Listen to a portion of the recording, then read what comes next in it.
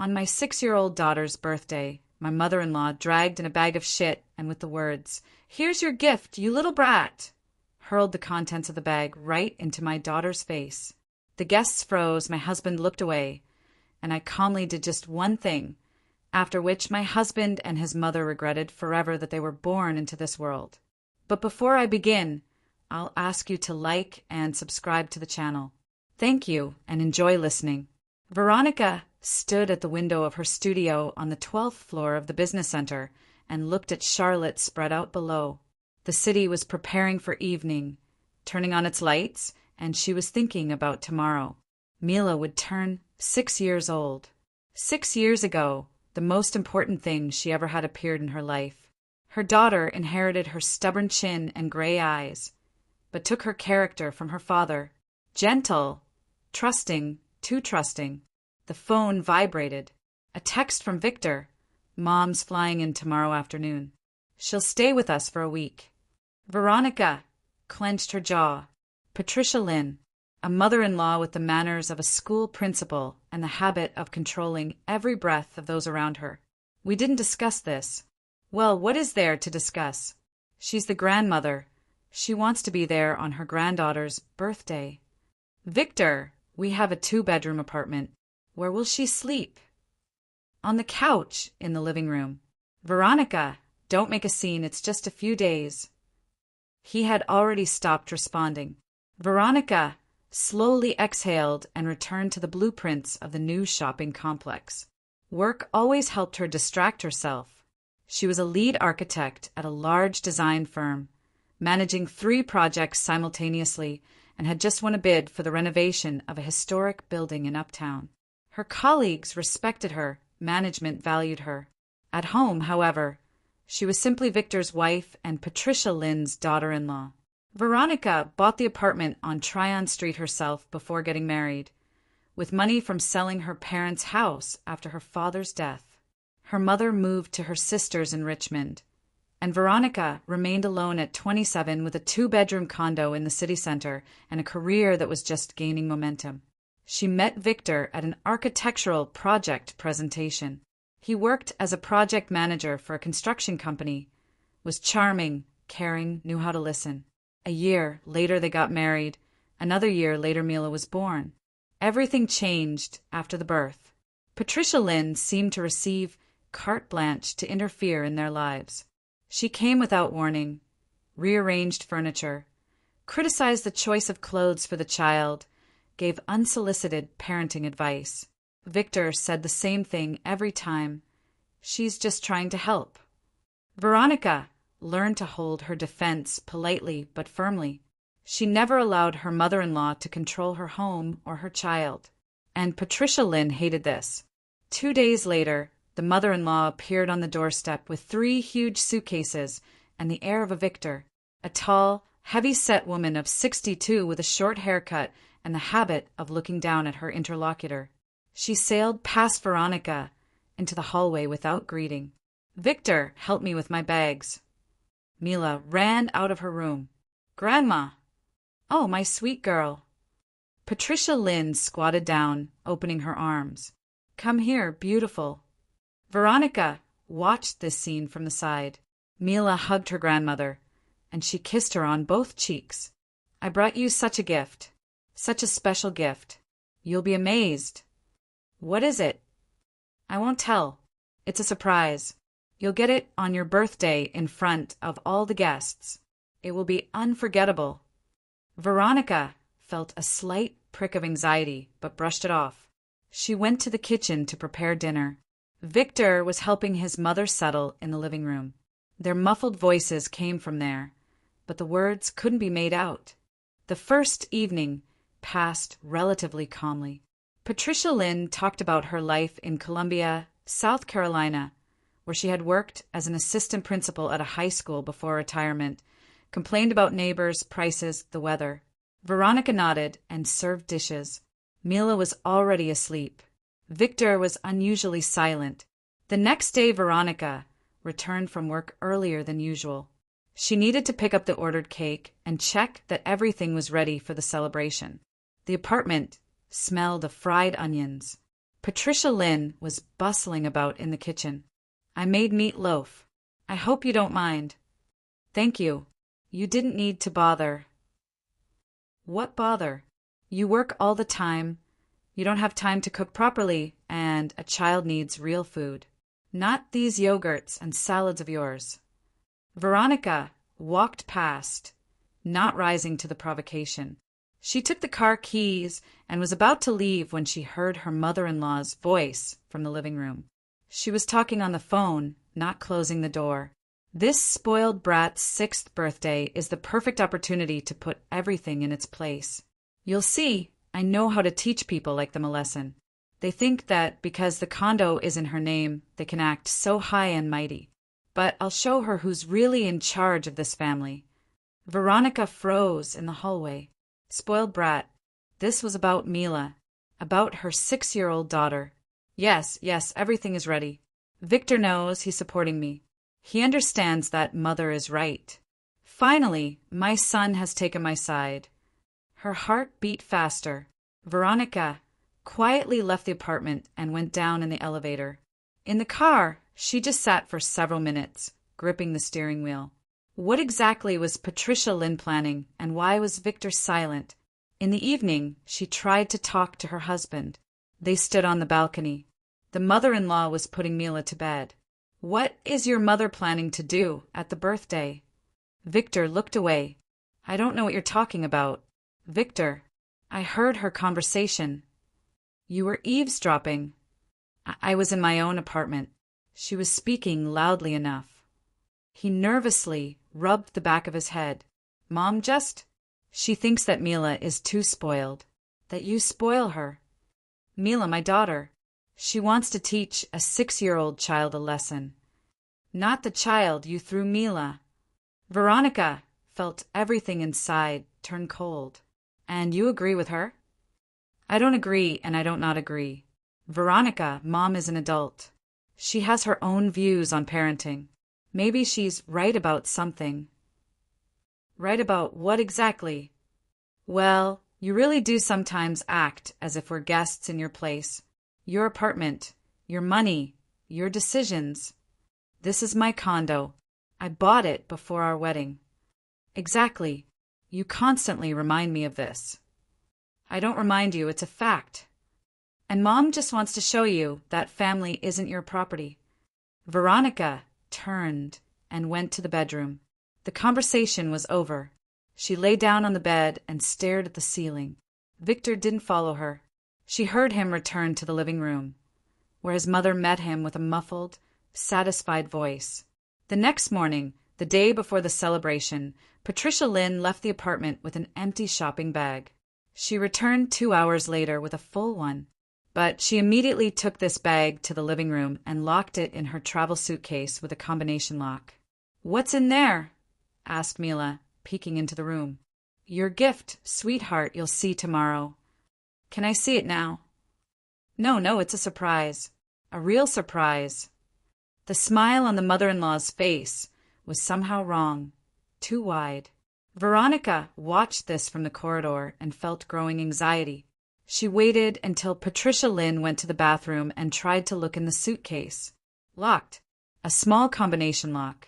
In the afternoon, sorting through the trash in the kitchen, Veronica found crumpled sheets of paper in the bin. She unfolded them. A printout of an article from some dubious parenting forum. The headline, How to Put an Arrogant Daughter-in-Law in Her Place? Public Humiliation as a Teaching Method. The text was densely covered with notes in red pen. Yes, this is exactly how it works. Proven.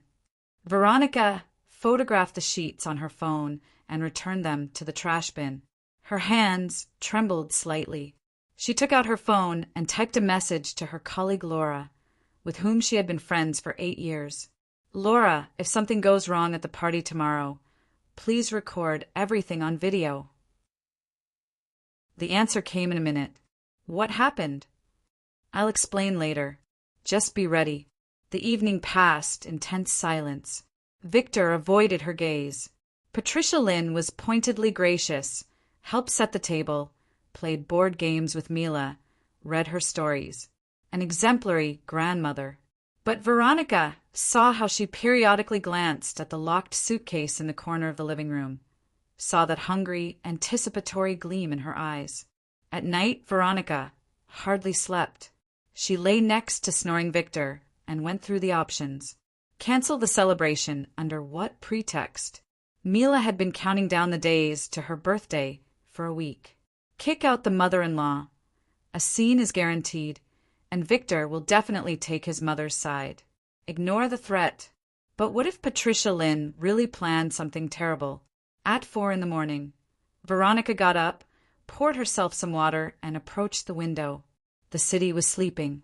Somewhere out there, in other buildings and other families, there were also mothers-in-law and daughters-in-law, but hardly any of them was preparing a public humiliation for a 6-year-old child.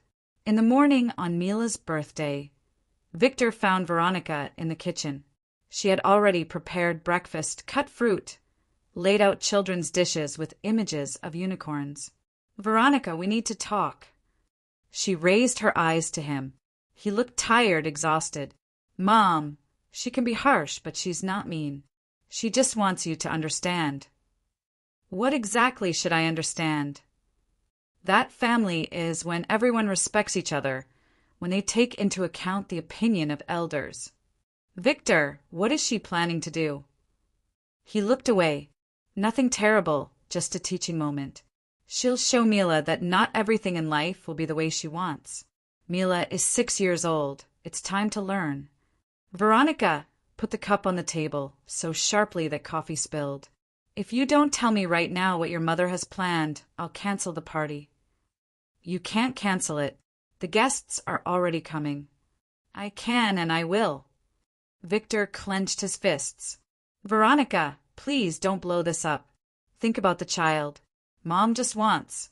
She thinks that Mila should know that the world doesn't revolve around her, that there are rules, traditions, that you need to respect your elders.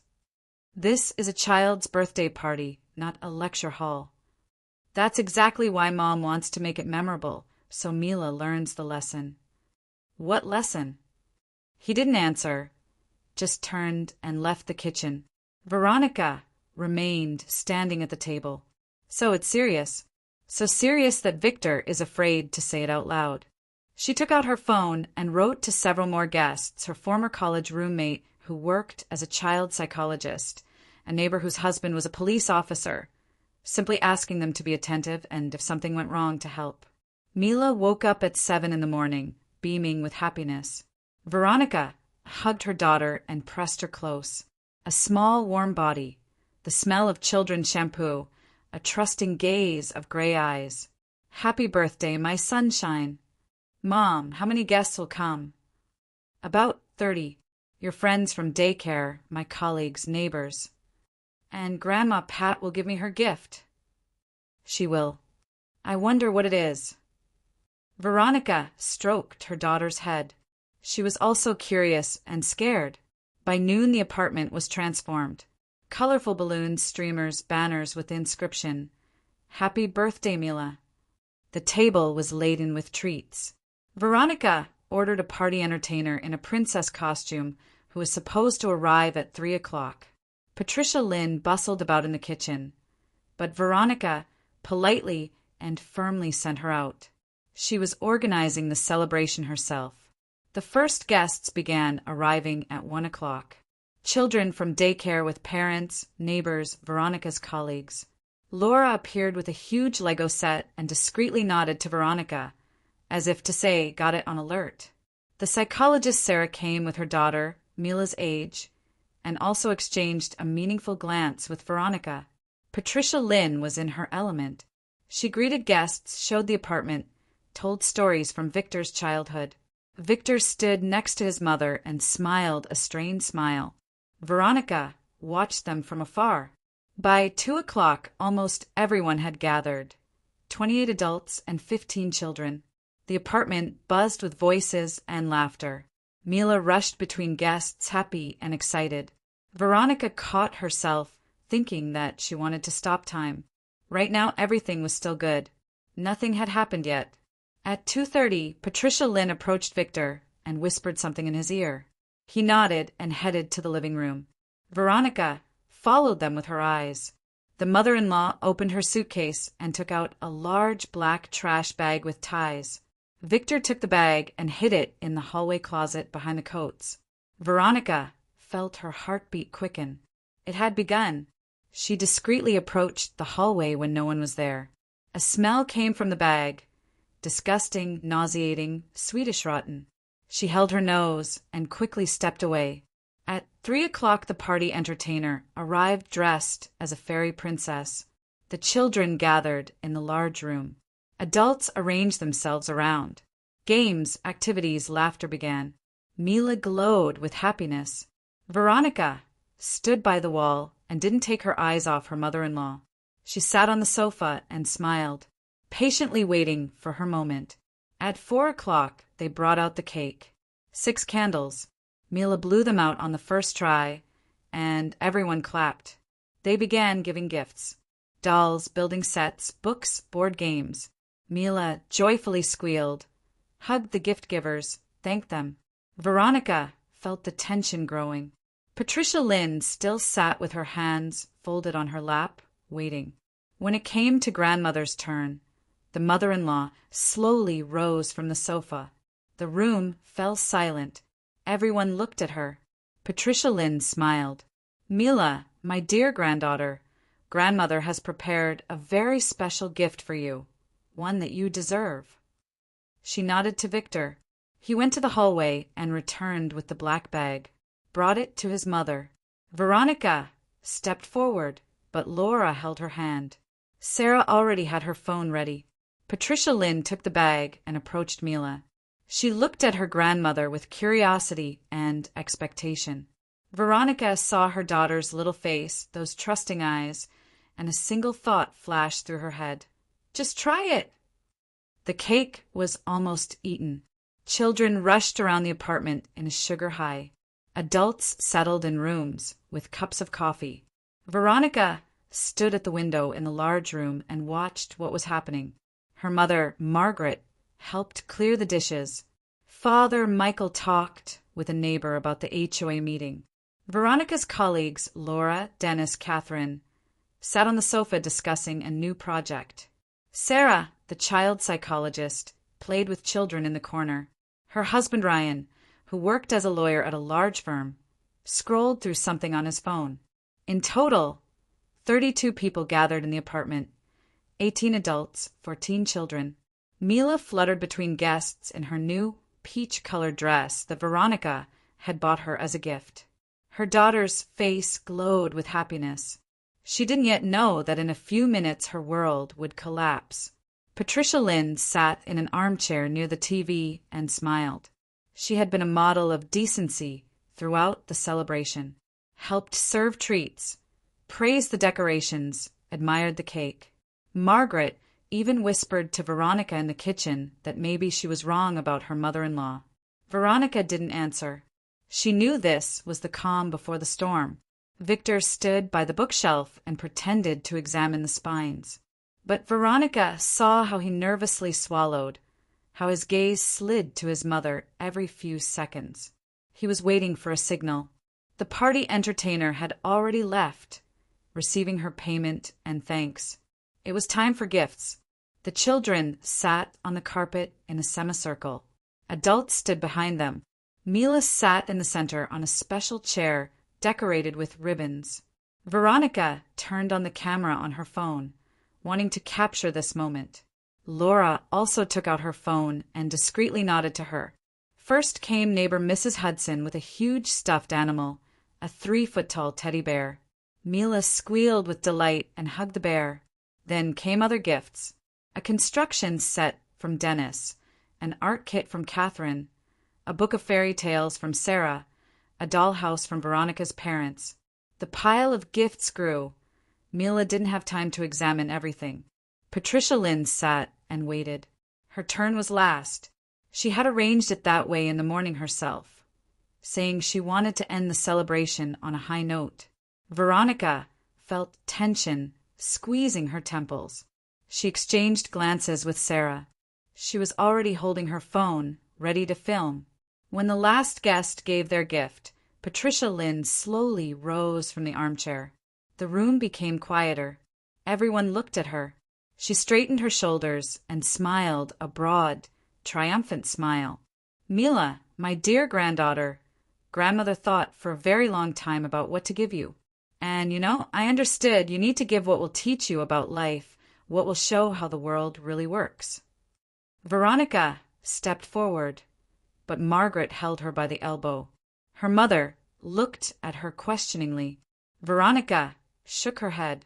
"Wait." Patricia Lynn nodded to Victor.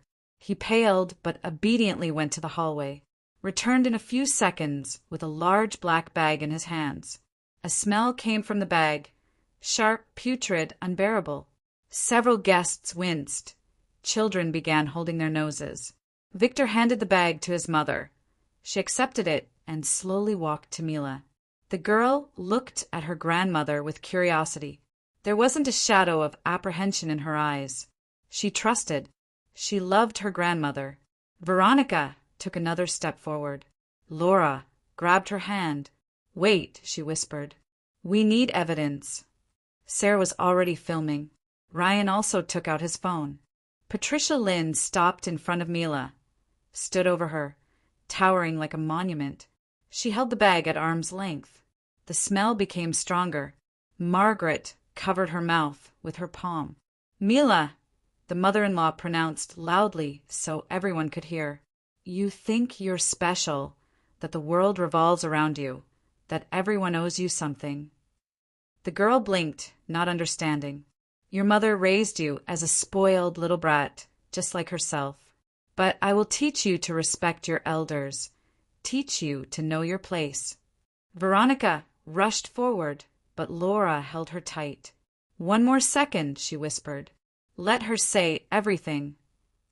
Therefore, I prepared a gift for you that you will remember for the rest of your life." Patricia Lynn opened the bag. The smell hit with new force. Several women recoiled. Children began coughing. Mila sat on the chair, raising her head up and looking at her grandmother with wide, open eyes.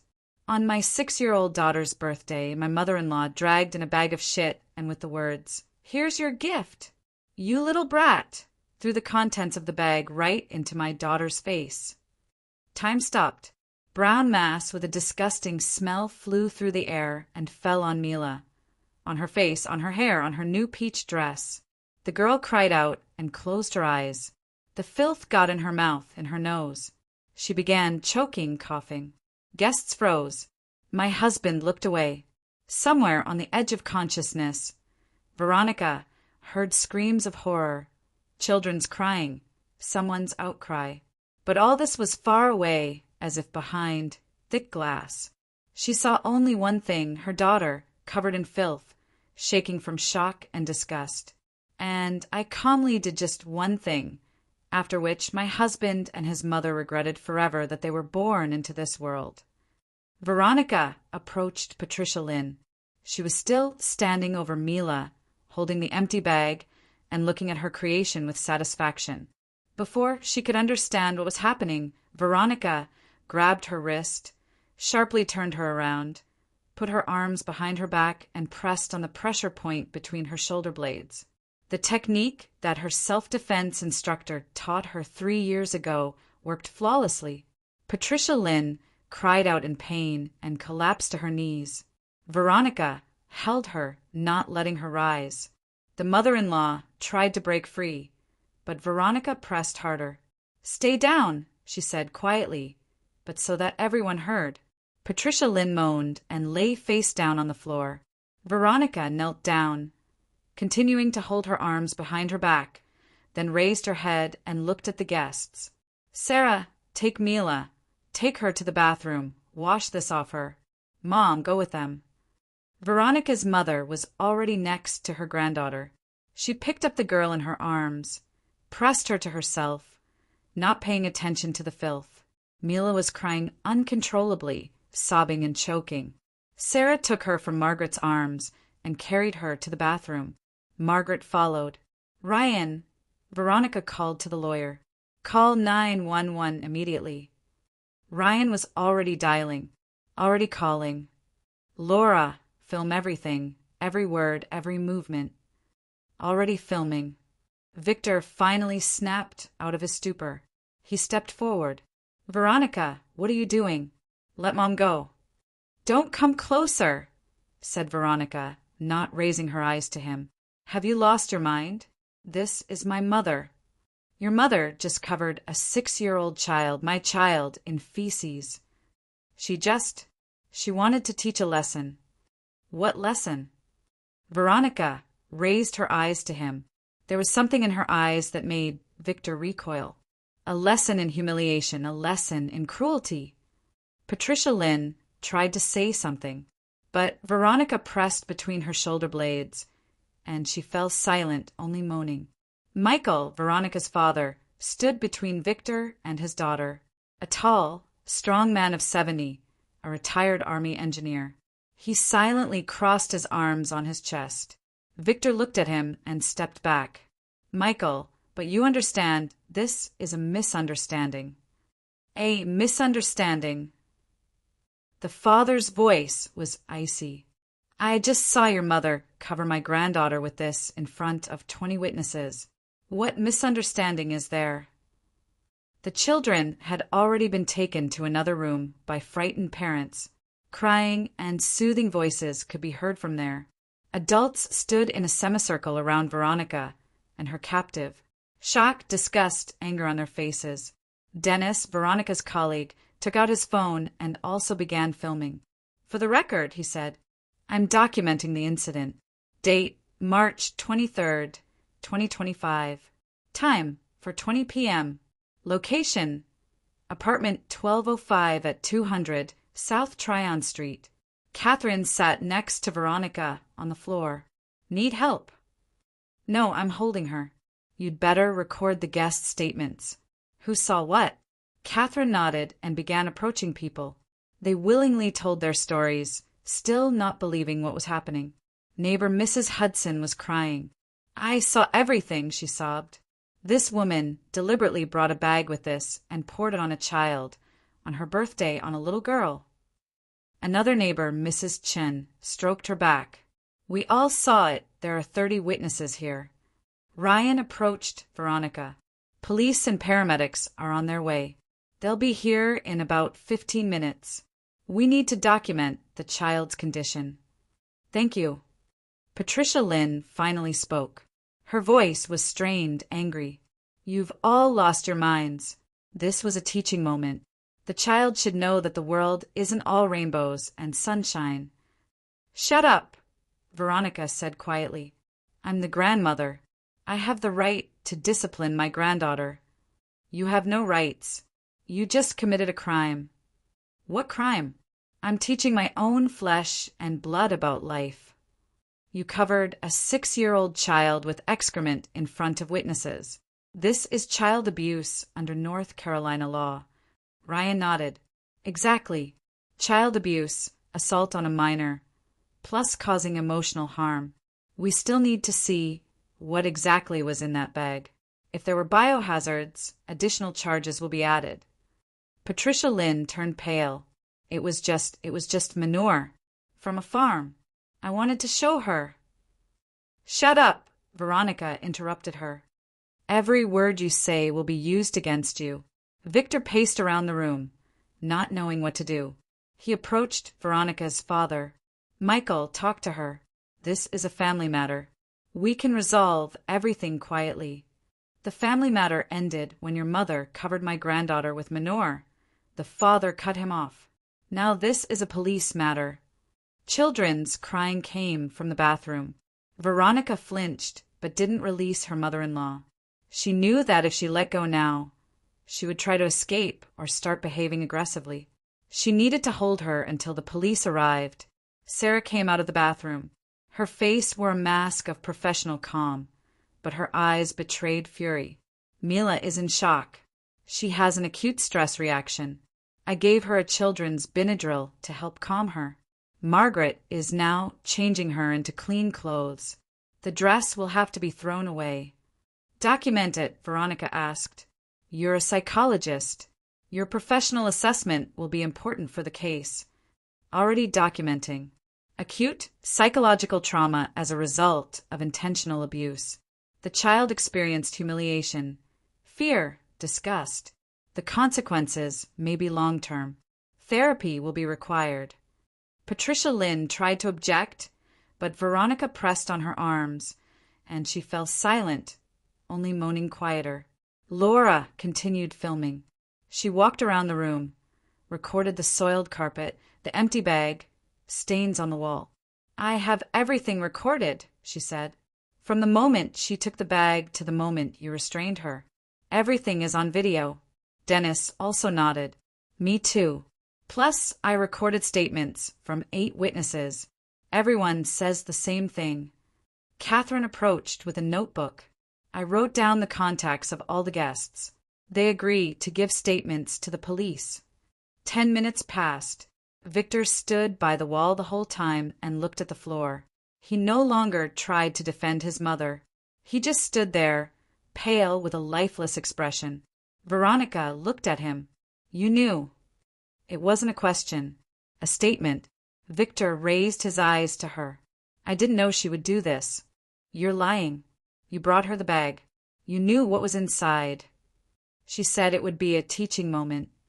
"You knew she would cover our daughter with manure and did nothing to stop her." "I thought she would just scare you." "You thought or you hoped that she would humiliate me through the child." Victor was silent. "Answer," Veronica demanded. "Mom wanted to show you that you have no right." "No right to what?" "To act like we're just guests in your home. You constantly make all the decisions, control everything. This is my condo, my child, my life." "Exactly. Yours, yours, yours. And who am I? Just an accessory." "You're the husband, the father, or you were until today." Victor turned even paler. "What do you mean?" "You'll find out very soon." Sirens sounded from below. The police had arrived. Ryan went out to let them in. Veronica continued to hold her mother-in-law. She no longer resisted, lay quietly. But Veronica felt her trembling, either from fear or from rage. 2 police officers entered the apartment, a man about 40 and a young woman. They surveyed the room, the soiled carpet, Veronica sitting on the floor and restraining an elderly woman. "What happened here?" the senior officer asked. Veronica looked at him calmly. "This woman committed an act of assault and child abuse against my 6-year-old daughter. She covered the child with feces at a children's birthday party. We have 30 witnesses and video recordings." The police officers exchanged glances. The female officer took out a notepad. "Your name?" "Veronica Matthews. This is my apartment." "Name of the victim?" "Mila Matthews, 6 years old. She's now in the bathroom with my mother and a child psychologist." "Name of the suspect?" "Patricia Lynn Matthews, my mother-in-law." The male officer squatted next to Patricia Lynn. "Ma'am, you can stand up." "She's holding me," the mother-in-law said loudly. "She assaulted me."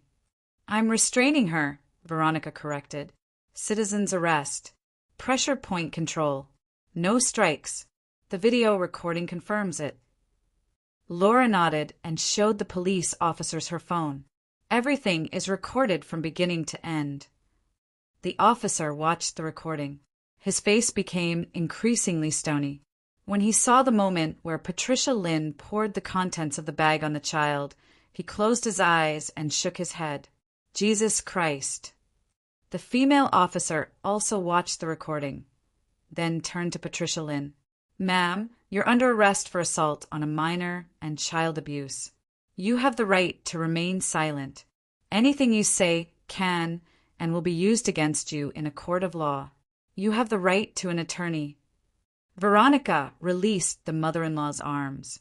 She immediately jumped to her feet, rubbing her wrists. "This is insane.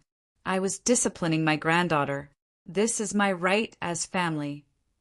"You have no right to assault a child with feces," said the policewoman. "Hands behind your back." She put handcuffs on Patricia Lynn. She screamed, tried to break free. but the policewoman held firmly. "Victor, son, help your mother." Victor stood by the wall and looked at the floor. "Victor!" He didn't raise his head. They led Patricia Lynn to the exit. Along the way she screamed, cursed Veronica, promised revenge, demanded her lawyer. The guests parted, letting her pass, disgust and contempt on their faces. When the mother-in-law was taken away, silence hung in the apartment. The police officers remained. A report needed to be filed, statements taken. The female officer went to the bathroom to check on Mila. Veronica rose from the floor. Her knees were numb. Her hands trembled from tension. Michael approached her and hugged her. "That's my girl." She pressed against her father and closed her eyes. For the first time in the last hour, she allowed herself to exhale. A siren sounded from outside. The paramedics had arrived. Ryan went down to let them in. 2 EMTs with equipment came up. "Where is the injured child?" "In the bathroom." Sarah came out to meet the paramedics. "I'm a licensed child psychologist. The girl is in a state of shock. She was covered with fecal matter. Medical examination and infectious disease screening are needed." The paramedics went to the bathroom. A few minutes later they carried Mila out. The girl had already been changed into clean pajamas. Her hair was wet after washing. She wasn't crying, just lay there motionless, staring at the ceiling. Veronica rushed to her. "Mila, my baby." The girl turned her head and looked at her mother. There was something in her eyes that Veronica had never seen before. Emptiness, detachment. "Mommy, why did Grandma do that to me?" "I don't know, sweetheart, I don't know." "Did I do something bad?" "No, baby, you didn't do anything bad. Grandma did something very wrong. Very, very wrong." The paramedic put his hand on Veronica's shoulder. "We need to take her to the hospital. Run some tests. Will you come with us?" "Yes, of course." Margaret came out of the bathroom with a bag containing necessary items. "I'm coming too." Veronica nodded. They went downstairs, got in the ambulance. Mila lay on the gurney. Veronica held her hand. Margaret sat across from them. The ambulance started moving. Veronica looked at her daughter and understood. Life had just divided into before and after, and there was no way back. They returned from Carolina's Medical Center at 9:30 in the evening. Mila was examined. Tests were taken. A report documenting psychological trauma was filed. Doctors strongly recommended starting therapy as soon as possible. The girl didn't say a word the whole way back, just sat in the back seat of Michael's car and looked out the window. Veronica went up to the apartment with her daughter. Margaret followed. Victor met them at home. He sat on the sofa in the living room, looking lost. "How's Mila?" he asked, standing up. Veronica walked past him without answering, carried her daughter to the bedroom, put her in bed, covered her with a blanket, kissed her forehead. Mila closed her eyes. "Sleep, sweetheart." The girl didn't answer. Veronica left the room, closing the door partway. Margaret remained sitting in a chair next to her granddaughter. In the living room, Victor paced from corner to corner. "Veronica, I'm so sorry. I didn't think she would really." Veronica silently went to their bedroom, took out a large suitcase from the closet, began putting his things in it. Shirts, pants, socks, underwear. Methodically, unhurriedly, Victor came in after her. "What are you doing?" She didn't answer, continued packing things. "Veronica, let's talk." Veronica opened the dresser drawer, took out his t-shirts, put them in the suitcase, then took a second, smaller bag and collected his toiletries from the bathroom. "You can't just kick me out." She looked at him for the first time since returning home. "I can't. This is my condo. But I'm your husband." "Not for long." She zipped up both bags, carried them to the front door, opened it, and put the bags in the hallway. "Veronica, I'm begging you." She returned to the bedroom, checked the closets. Seems like she got everything. Went through the apartment once more. Books from the shelf, phone chargers, tablet. Everything that belonged to Victor went into a third bag. She also took it out to the hallway. Victor stood at the door and looked at this with despair. Where will I go? To your mother's, to a hotel, to a friend's place. I don't care. Veronica, give me a chance. I'll make this right. She came close to him, looked straight in his eyes. You knew what she planned. You helped her. You brought that bag. And when she covered our daughter, you turned away. You stood there and looked at the floor. What chance? I froze up. You betrayed your own child. No. Yes. And now you have exactly 2 minutes to leave my apartment. Otherwise I'll call 911 and tell them you're threatening me and my child. Victor opened his mouth to say something, but Veronica already had her phone in her hand.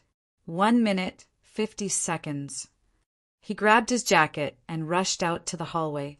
Veronica closed the door behind him, locked the deadbolt, leaned her back against the door, and closed her eyes. Michael came out of the kitchen. Good job, sweetheart. Dad, call Jim from building maintenance. Have him come now and change the locks. I'll call right now. Jim, the building's maintenance supervisor, arrived in 40 minutes with new lock sets and his tools.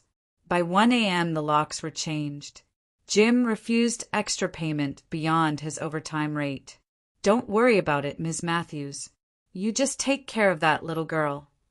When everyone left, Veronica lay down on the sofa in the living room. She didn't feel like sleeping.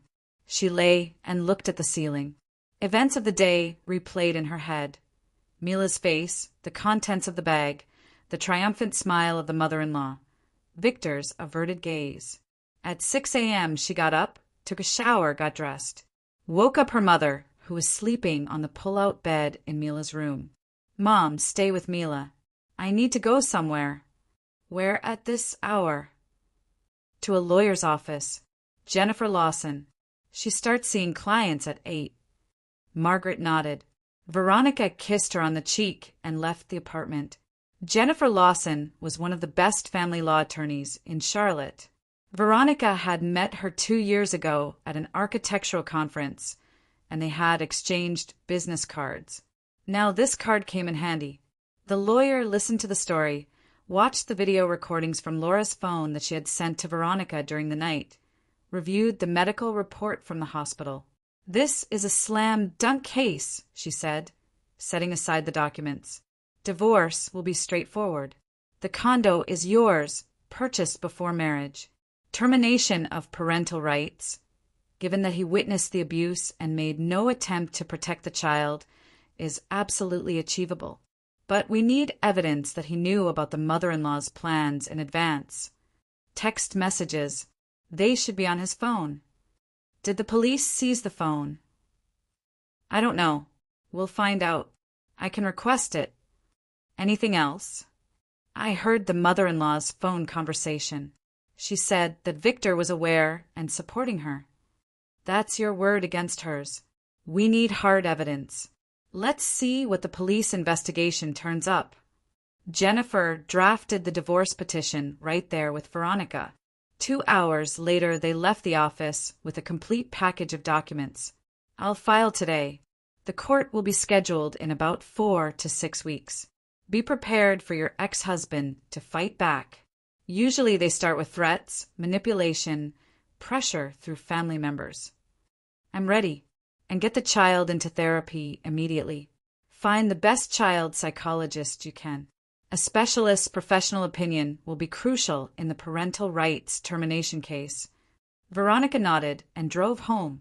Mila was still sleeping. Margaret sat in the kitchen with a cup of coffee. Honey, have you eaten anything? Later, Mom. Veronica opened her laptop and began searching for child trauma specialists. Sarah had given her several referrals yesterday. She called the first number, made an appointment for 2 days from now. At 10 a.m. the phone rang, an unfamiliar number. Ms. Matthews, this is Detective Morrison with Charlotte Mecklenburg Police. We processed your report yesterday regarding the abuse of your daughter. Yes, I remember. We need you to come to the station and give a detailed statement. When can you come in? This afternoon works. Great. I'll expect you at 2 p.m. Veronica arrived at the appointed time. Detective Morrison turned out to be a woman about 45, with tired eyes and a professional demeanor. She led Veronica to an interview room, seated her, turned on a recorder. Tell me everything from the beginning. Veronica told about the mother-in-law's arrival, about the overheard phone conversation, about the article found in the trash, about the locked bag, about the party, about what happened. Morrison took notes, asked clarifying questions. You claim that your husband knew about the mother-in-law's plans? Yes. He himself brought her that bag right before she poured the contents on our daughter. That could be circumstantial. Maybe he didn't know what was inside. He knew. I saw his face. He went pale, he knew, and said nothing. We need more concrete evidence. Testimony alone isn't enough. We need documentation. There should be text messages between them on his phone. They text constantly. Morrison nodded. We seized the suspect's phone. We haven't seized your husband's phone yet, but we can with a warrant if you request it through your attorney. I will. The detective slid a form across the table. Veronica filled it out, signed it. Thank you. We'll contact you when we have results from the lab analysis of the bag's contents and the phone data. Veronica returned home. Mila had woken up, sat in the kitchen, and silently ate cereal. Margaret stroked her head. How are you feeling, sweetheart? The girl shrugged. Veronica sat down next to her. Mila, in 2 days we're going to see a nice lady. She's very kind. She'll talk with you and play some games. Okay. Mila nodded without raising her eyes. In the evening, Victor called. Veronica declined the call. He called again. She muted her phone. He started texting. Veronica, forgive me. I was weak. I didn't know Mom would really do it. Give me a chance to fix this. I love you and Mila.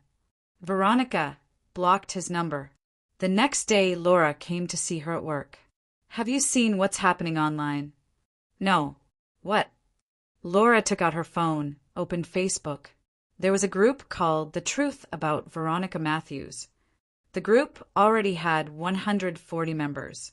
Veronica opened the group. Her heart sank.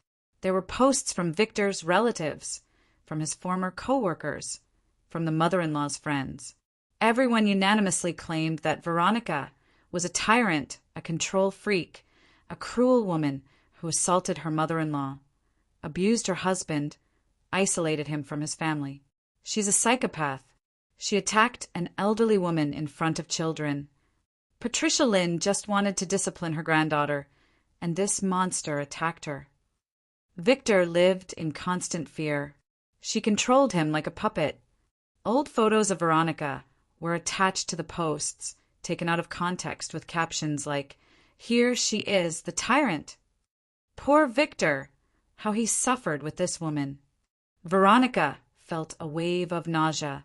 They're delusional. I already wrote a rebuttal, said Laura. And Dennis wrote one and Catherine. We're all posting the truth. We have video evidence. They're deleting our comments. Yes, but we created our own group called Justice for Mila Matthews. Already 300 people joined. All your colleagues, neighbors, guests from the party. Everyone is telling what they really saw. Veronica hugged her friend. Thank you. Of course. We've got your back. In the evening, Jennifer Lawson called. Veronica, I have news. The police obtained access to Patricia Lynn's phone. There's text message correspondence with her son. Very interesting correspondence. What does it say? I'm quoting. Son, I've got everything ready. Sunday we'll teach this entitled brat a lesson. Just don't chicken out. Remember, we're doing this for the family. Victor's response, okay, Mom, I get it. She deserves to be taken down a peg. Another dozen similar messages. He was in on it from start to finish. A chill ran down Veronica's spine. That's evidence. Ironclad evidence. This is more than enough for termination of parental rights. He wasn't just aware, he was a co-conspirator. Perfect. But be ready, when he finds out about the messages, he'll go on the offensive. Usually in cases like this, they hire lawyers and try to prove that the mother is unstable. Let them try. A week later, Veronica received a summons. Victor filed a counterpetition for joint custody and for a psychological evaluation of Veronica. In the filing, he claimed that she used excessive force against his mother, that she was aggressive, unstable, posed a danger to their child. Jennifer read the petition and smirked. Standard playbook. The best defense is a good offense. Don't worry, we have 30 witnesses, video evidence, and medical documentation. Let them try to prove you're unfit. The hearing was scheduled for April 20th, giving them a month to prepare. Veronica met with her attorney twice a week, collected documents, prepared for depositions. Mila started seeing child trauma specialist Dr. Elena Rodriguez. The sessions were difficult. The girl didn't want to talk about that day. She shut down, cried, asked to go home. Dr. Rodriguez told Veronica after the third session that the trauma was severe. We're looking at a minimum of a year of regular therapy for the child to start recovering. She's lost trust in adults. She's afraid of being humiliated again. This is very serious. Veronica felt guilt, though she knew it wasn't her fault. She hugged her daughter in the evenings, read her stories, played with her. But something between them was broken. Mila became quieter, more withdrawn, stopped smiling. The war continued online. Victor's relatives hired some social media management company that mass-posted fake testimonials and articles. But Veronica's friends didn't give up. Dennis wrote a detailed blog post with the full story and the video evidence. The post went viral. Local media picked it up. A reporter from Charlotte Observer called Veronica and asked for an interview. Veronica agreed. The article ran 3 days later with the headline, Mother versus Mother-in-Law, the horrific birthday party abuse. The article included quotes from witnesses, stills from the video, commentary from psychologist Sarah. The article was viewed by 30,000 people online. Comments were mostly supportive of Veronica. People wrote that the mother-in-law should be in prison, that Victor was complicit, that Veronica was brave. But there were negative comments too. Some wrote that she overreacted with the mother-in-law, that it could have been handled differently, that she destroyed the family. Veronica didn't read the comments. Laura filtered them and showed only supportive ones. Patricia Lynn was formally charged with assault on a minor and child abuse under North Carolina general statutes. She hired attorney Robert Davidson, known in Charlotte for getting clients out of difficult situations. Davidson started by trying to negotiate with Veronica. He called her directly. Ms. Matthews, let's resolve this amicably. My client is willing to apologize, pay compensation. You drop the charges, we all move on. No. Think about it. Court proceedings are stressful. It's not good for your daughter. The answer is still no. You realize that public opinion could turn against you. You physically restrained an elderly woman. I used lawful citizen's arrest while defending a child from assault. I have 30 witnesses and 3 video recordings.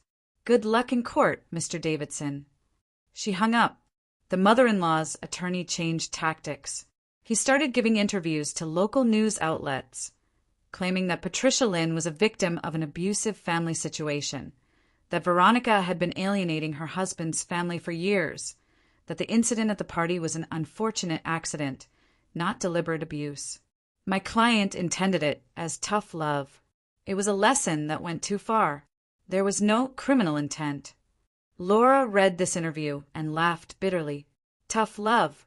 Throwing feces on a child at her birthday party is tough love. They're desperate, said Jennifer, but it won't work. The evidence is overwhelming. April 20th arrived quickly. Veronica woke up at 6 a.m., hadn't slept well. Mila was sleeping in her room. Margaret, who now lived with them full-time, was making breakfast. Honey, eat something. I can't. My stomach is in knots. At least drink some coffee. Veronica drank coffee, put on a navy blue suit, collected her documents. At 9 o'clock, she left for the Mecklenburg County Courthouse. The courthouse building met her with marble floors and the hum of activity. Jennifer was already waiting at the entrance. Ready? Yes. They went up to the third floor. People were already gathering near the courtroom. Victor stood with his lawyer, a slick-looking man in an expensive suit. Patricia Lynn sat on a bench with Robert Davidson. She had aged over this month, looked drawn, new lines etched in her face. When Patricia Lynn saw Veronica, her face contorted with hatred. She started to stand up. You destroyed my life. Davidson put a hand on her arm. Patricia, sit down. Don't give them ammunition. Veronica walked past without looking at her, sat on the bench opposite. Laura, Dennis, Catherine, Sarah, Ryan, everyone came to support her. Michael sat next to his daughter, holding her hand. At 10 o'clock the bailiff called them in. All rise. Family court is now in session. The Honorable Judge Patricia Williams presiding. Case number 2025 CVD 4782 Matthews v. Matthews. Petition for divorce and termination of parental rights. Everyone entered the courtroom. The judge, a black woman in her 50s with an authoritative presence, took her seat, reviewed the case summary, and gave the floor to the petitioner. Jennifer stood up and began presenting the case. She described the events of March 23rd, the mother-in-law's actions, the father's failure to protect the child, the text message correspondence between Victor and his mother. She submitted printouts of messages, video recordings, the medical report documenting Mila's psychological trauma. Victor's attorney stood up and argued that his client bore no responsibility for his mother's actions, that he was in shock and paralyzed, that he loved his daughter and wanted to remain in her life. The judge called for witness testimony. Laura was called first. She described in detail what happened, played the video recording. Victor Matthews stood approximately 10 feet from where this occurred and made no attempt whatsoever to stop his mother. He didn't shield the child, didn't grab the bag, didn't shout. He just stood there looking at the floor. They called Sarah. She gave her professional assessment of Mila's condition. The child suffered severe psychological trauma. She has developed mistrust of adults, insomnia, recurring nightmares, and panic responses. All of this stems directly from what occurred at that party, exacerbated by her father's failure to protect her. They called Ryan. He described how Veronica restrained the mother-in-law until police arrived. She used a hold technique. There were no strikes, no excessive force. This was lawful defense of a child from an ongoing assault. They called Michael. He testified that he saw Victor bring his mother the bag. He knew what was in it. I saw his face. He was pale, his hands were shaking, but he still handed it to her. Victor's lawyer tried to undermine the testimony with aggressive cross-examination, but the witnesses held firm. Then Victor took the stand. He stood up, cleared his throat. I didn't know Mom would actually do it. I thought she was going to scare Veronica, to make a point. I love my daughter. I want to be part of her life. Judge Williams looked at him coldly. Mr. Matthews, did you read the text messages between you and your mother? The evidence shows you wrote, and I quote, "She deserves to be taken down a peg." Were you referring to your 6-year-old daughter? I thought it was just talk, venting. Just talk that resulted in a child being assaulted with fecal matter. Victor lowered his head, said nothing. Finally, Veronica took the stand. She stood, approached the witness box. Her hands trembled slightly, but her voice was clear and strong. I did everything I could to protect my daughter. I stopped the attacker, called 911, ensured my child received medical care. My husband did none of those things. He stood by in silence. He betrayed our child. A parent who fails to protect their child from assault has no right to be called a parent. Judge Williams nodded. "Thank you, Ms. Matthews. You may step down." The hearing lasted 4 hours. At the end, the judge retired to chambers, returned 30 minutes later. "All rise." Everyone stood. Having reviewed all evidence, heard testimony from multiple witnesses, and examined the video documentation, this court finds the following. The marriage between Veronica Matthews and Victor Matthews is hereby dissolved. Furthermore, this court terminates all parental rights of Victor Matthews with respect to the minor child Mila Matthews, on the grounds of gross negligence in failing to protect the child from abuse and active participation in planning said abuse. This order is effective immediately upon entry. Victor went white and gripped the table. His lawyer whispered urgently in his ear. Patricia Lynn jumped up from her seat. "This is a travesty. You can't do this." Judge Williams struck her gavel. "Order in this courtroom, or I will hold you in contempt." This hearing is adjourned. Veronica left the courtroom. Her legs felt weak. Michael put his arm around her shoulders. "It's over, sweetheart. You won." Laura hugged her tightly. "You did it." But Veronica didn't feel victorious. She felt empty. 2 weeks later, Patricia Lynn's criminal trial took place.